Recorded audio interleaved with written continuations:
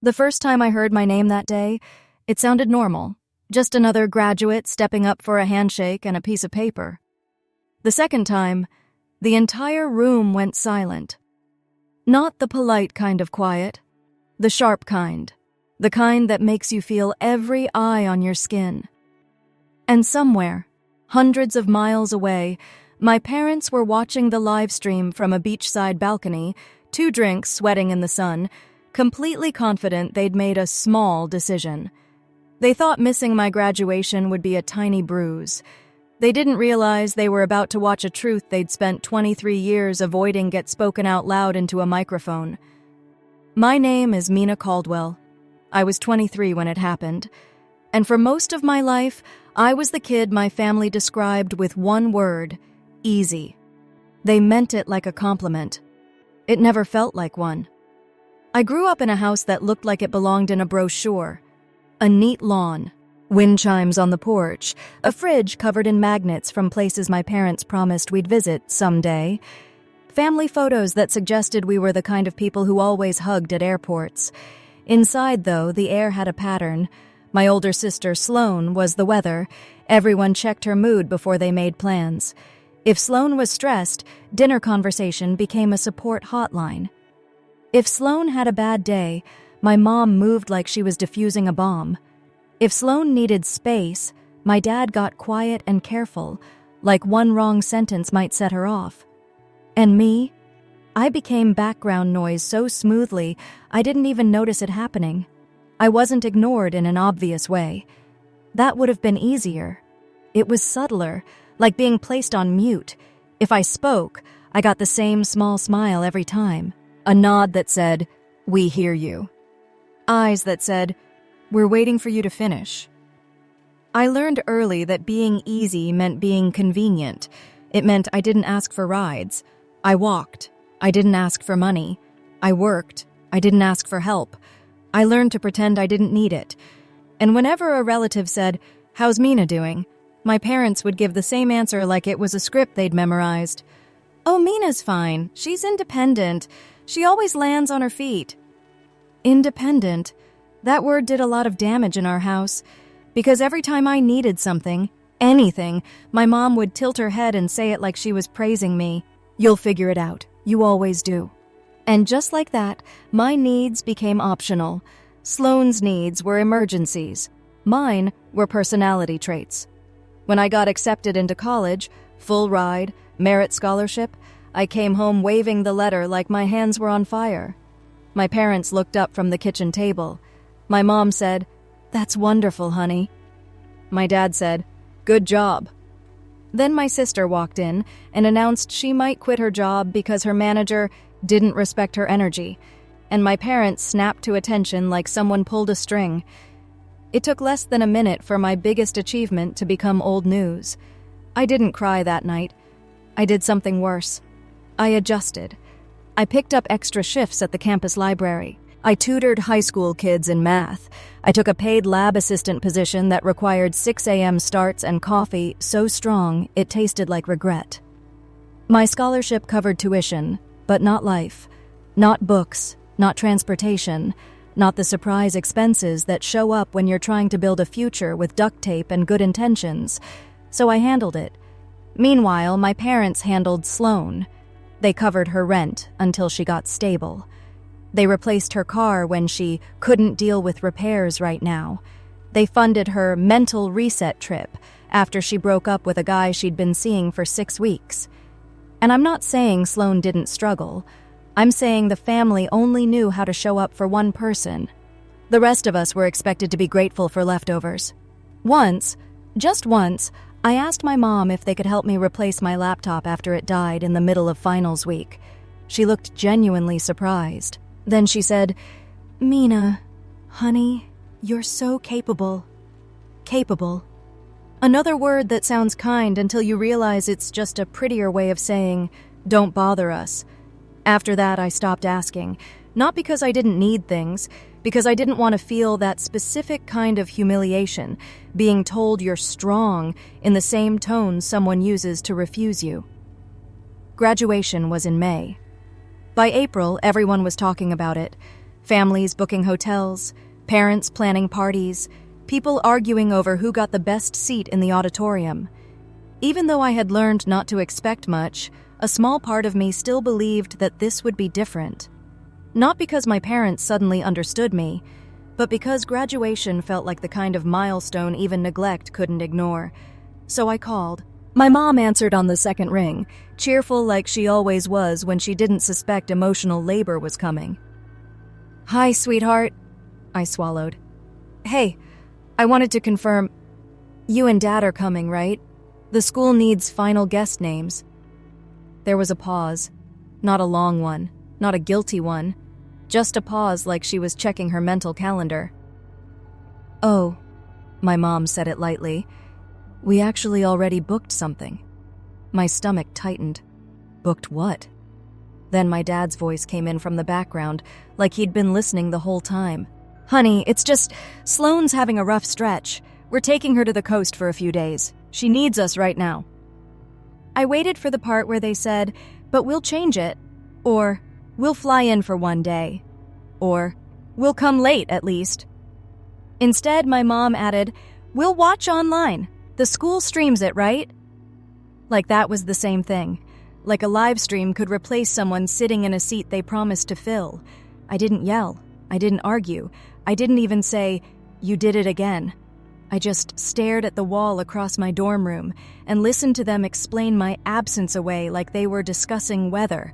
And in that moment, something inside me clicked so cleanly, it felt like a lock turning. It wasn't heartbreak, it was clarity. Because for the first time, I realized they weren't choosing Sloane over me by accident. They were choosing her because that's who they were. And if I kept waiting for them to be different, I'd spend my whole life holding an empty place at my table. So I did something I'd never done before. I stopped negotiating for love. I made a list of people who had shown up without being asked. And I started inviting them. The first person I told was Mrs. Ortega, my supervisor at the campus library. She was the kind of woman who noticed when your eyes looked tired and put a granola bar on your desk without making it a conversation. When I hesitated and said, "This might sound weird," she cut me off. "Mina," she said, "we are adults. Nothing sounds weird anymore. What do you need?" I told her. About my parents, about the trip, about how I didn't want to sit through graduation pretending it didn't matter. Mrs. Ortega didn't do that thing people do where they try to see both sides. She didn't say, "I'm sure they didn't mean it." She said, "That's cruel." Then she said something that hit me so hard I had to look down at my hands. "Do you want someone there to clap for you like you earned it?" My voice cracked when I answered, "Yes." So she came. Then I invited Caleb, my lab partner who had pulled all-nighters with me, feeding me vending machine pretzels and refusing to let me quit when our senior project nearly failed. Then I invited Dr. Narang, my advisor, the first adult who ever looked at my work and treated it like it mattered. And finally, I invited Renee and Mark Holloway, the couple who lived 2 doors down from my dorm during sophomore year. They were the ones who'd noticed me carrying groceries in the rain and offered an umbrella. The ones who'd asked, "Did you eat?" in a way that didn't feel like a test. The ones who'd invited me for Thanksgiving when I told them I wasn't going home. It still amazes me how quickly chosen family forms when you stop begging the wrong people. I didn't tell my parents I'd invited anyone else, not out of spite, out of peace. Because the truth is, when people make you small your entire life, you start believing you have to announce every boundary like you're requesting permission. I wasn't requesting anything anymore.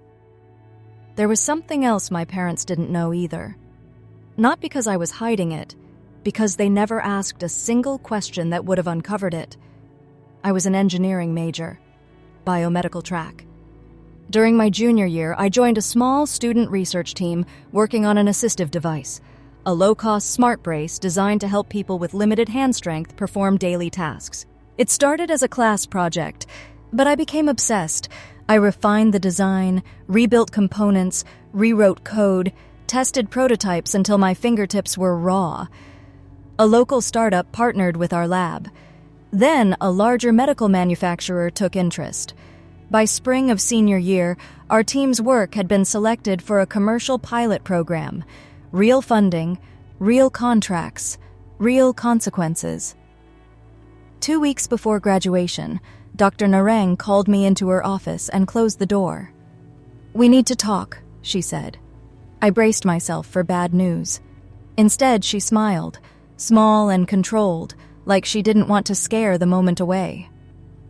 "The manufacturer is sponsoring a recognition award at commencement," she said. "They asked for one student to represent the project." My heart started thudding so hard I could hear it in my ears. She slid a folder toward me. Inside was an offer letter for a post-grad position and a separate page labeled Commencement Recognition. There was one line that made my vision blur. Special invitation to acknowledge supporters present in the audience. Dr. Narang studied my face. "Who's coming for you, Meena?" And that question, simple, quiet, made my throat tighten. Because the honest answer was, not my parents, not by their choice. So I gave the only answer that felt true. "The people who were there when it counted," I said. Dr. Narang nodded once. "Good. Put their names down." Graduation morning felt strangely calm, like the world didn't know it was the day my life would split into before and after. I steamed my gown in the bathroom and tried to pin my hair without stabbing myself. I checked my phone once, a text from my mom. "Send pics. Resort is so pretty. We'll watch you later." I stared at it, not angry, just awake. I set my phone face down and kept getting ready. At the auditorium, families filled the seats like a moving patchwork of colors and emotions. There were bouquets, balloons, parents adjusting ties, grandparents holding programs like sacred documents. As I lined up backstage with the other graduates, I did the old reflex, scanning for my parents. Then I stopped. I didn't have to look for what wasn't coming. Instead, I looked for what was. And I saw them. Mrs. Ortega, sitting upright like she belonged there. Caleb, grinning and giving me an enthusiastic thumbs up. Dr. Narang, composed as ever, eyes warm. And the Holloways, Renee holding a tissue already, Mark with his arm around her, both of them beaming like they'd raised me. My chest did something unfamiliar. It didn't ache. It filled. When my name was called, I walked across the stage, steady and sure. I shook hands, accepted the diploma, turned toward the crowd, and for the first time in my life, I heard applause that felt aimed at me. Real, focused, earned. I thought that would be the moment, but the universe wasn't done. After the last graduate sat back down, the dean returned to the microphone. He smiled in that formal way administrators do when they're about to read something off a card. "Before we conclude," he said, "we have a special presentation from one of our industry partners." A ripple of whispers ran through the room. I didn't move. I kept my hands folded in my lap, but my pulse began to climb, slow, steady, inevitable. A woman in a charcoal suit stepped onto the stage, confident, precise, the kind of person who looked like she never lost her keys. She introduced herself as an executive from the manufacturer sponsoring the pilot program. Then she said, "This year, one graduate's work stood out not just for innovation, but for impact." The auditorium quieted, and when she spoke my name, Meena Caldwell, it landed like a bell. I stood, walked to the stage. The lights were hotter up close. The air felt thinner. She shook my hand and handed me a sealed folder. Then she spoke into the microphone, voice clear enough to cut glass. "This graduate will be joining our development team, effective immediately. Her design contributions will be part of a nationwide rollout." Gasps, applause. I felt the sound hit my ribs. Then she said the line that cracked the moment open. "We also want to acknowledge the people who supported her, consistently, through the years of work that led here." I didn't turn. I didn't search for empty seats. I didn't need to, because the executive continued, "Meena, would you please invite your supporters to stand?" My mouth went dry. I lifted my chin and looked directly at the section where my guests were seated. Mrs. Ortega froze like she'd been caught doing something illegal. Caleb blinked, then pointed at himself like, "Me?" Renee Holloway's hand flew to her chest. Mark's eyes widened. I nodded once. "Yes. You." Slowly, like they were walking into a spotlight they hadn't asked for, they stood, The executive smiled. "Please join us on stage." The aisle felt impossibly long as they walked. The audience watched, confused at first, then curious, then quiet as understanding began to spread like ink in water. When they reached the stage, Renee was already crying. Not delicate tears, real ones. The executive handed them a framed certificate and explained simply, "This company funds a support system grant each year. It's awarded to the people who stood behind the graduate when no one else did." Then she named the amount. Not screamed, not dramatized, just stated. A number big enough to change someone's year. Maybe someone's life. The room erupted. People stood. Applause rolled like thunder. Renee covered her mouth. Mark put an arm around her, stunned. Mrs. Ortega looked down at the certificate like she couldn't trust her hands. Caleb just stared at me with that half-laugh expression people get when something is too surreal to process. I stood at the microphone and didn't say much. I didn't need a speech, because the message was standing right there in plain view. Family isn't who claims you. Family is who shows up. And somewhere, watching from a resort, my parents were finally seeing the consequence of every choice they'd ever made. Not because I punished them, because I stopped protecting them from the truth.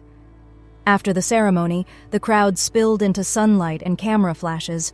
People congratulated me, shook my hand, asked questions. The Holloways hugged me so tightly I could barely breathe. Mrs. Ortega kept saying, "I'm so proud," like she needed to repeat it until it felt real. We took photos on the steps outside the auditorium. Then my phone began vibrating in my pocket. Once, twice, again. I already knew. I pulled it out and saw the screen stacked with notifications like a wall. Missed calls, voicemails, texts, my mom, my dad, Sloan, over and over. I didn't open any of them. I slid the phone back into my pocket and exhaled slowly. Renee noticed. She didn't ask who it was. She just touched my arm and said, "You don't have to answer anyone who didn't answer you." That sentence felt like permission I'd waited my whole life to receive. That night, we went to a small diner off campus. Sticky tables, warm lights, the kind of place where the coffee is always too hot and refilled before you ask. Nothing fancy, just real. Mark insisted on a toast. "To Mina," he said, lifting his glass, voice thick, "who built her future with her own hands and still had the kindness to let us stand beside her." I blinked hard and laughed, because if I cried, I might not stop. My phone buzzed again. I didn't reach for it, not because I was trying to be dramatic, because my silence wasn't revenge. It was a boundary, and boundaries are what you build when you finally accept that begging doesn't work. In the days after, my parents tried everything. They didn't start with an apology. They started with confusion, then anger, then a new kind of desperation. Messages came through relatives. "Your mother is heartbroken. Your father feels humiliated." Sloan didn't understand. They didn't realize it mattered this much. I listened to people relay these lines like they were reading weather updates, and what struck me was how consistent my parents were. Even now, the center of the story wasn't me. It was their discomfort, their embarrassment, their loss of control. They weren't calling because they missed me. They were calling because the whole world had witnessed what they refused to look at privately, and they couldn't handle being seen accurately. One aunt said gently, "They're your parents, Mina. They love you in their way." I answered calmly, "Love that doesn't show up isn't love I can build a life on." After that, I stopped taking secondhand messages. I didn't write a long explanation. I didn't post anything online. I didn't fight in the comments. I went to work. I showed up to the job I earned. I moved forward, and slowly, as weeks passed, the calls decreased. The noise faded, because chaos gets bored when you stop feeding it. The strangest part wasn't the public recognition. It wasn't the money. It wasn't even the viral clips people kept sending me. The strangest part was how quickly my body adjusted to peace. For years, I carried the quiet belief that love was something you earned by being low maintenance, by never making anyone uncomfortable, by shrinking yourself into a shape that fit other people's priorities. But the moment I chose my own support system, everything got simpler. Not easier, just clearer. Because here's the truth, people don't say out loud. Sometimes the easy child becomes easy because no one ever made room for them to be anything else. And when you finally stop being easy, some people don't miss you. They miss what you provided. Silence, convenience, a target that doesn't move. I don't hate my parents, but I no longer confuse their biology with my obligation. And now, when someone asks me who my family is, I don't hesitate. I talk about the ones who took time off work to sit in an auditorium, the ones who clapped like it mattered, the ones who walked up to a stage shaking because they never expected to be honored for simply caring. I talk about the people who taught me a definition I wish I'd learned earlier. Support isn't a feeling, it's an action. So if you're the one who always handles it, if you're the one who gets praised for being strong when what you really needed was help, if your biggest moments keep getting treated like background noise, let me say this clearly. You're allowed to stop auditioning for love. You're allowed to choose people who choose you. And you're allowed to protect your peace without writing a speech about it. Because sometimes the best revenge isn't screaming. It's building a life so full that the people who overlooked you can't pretend they didn't. And if this story hit close to home, stay here, because the next file is already open.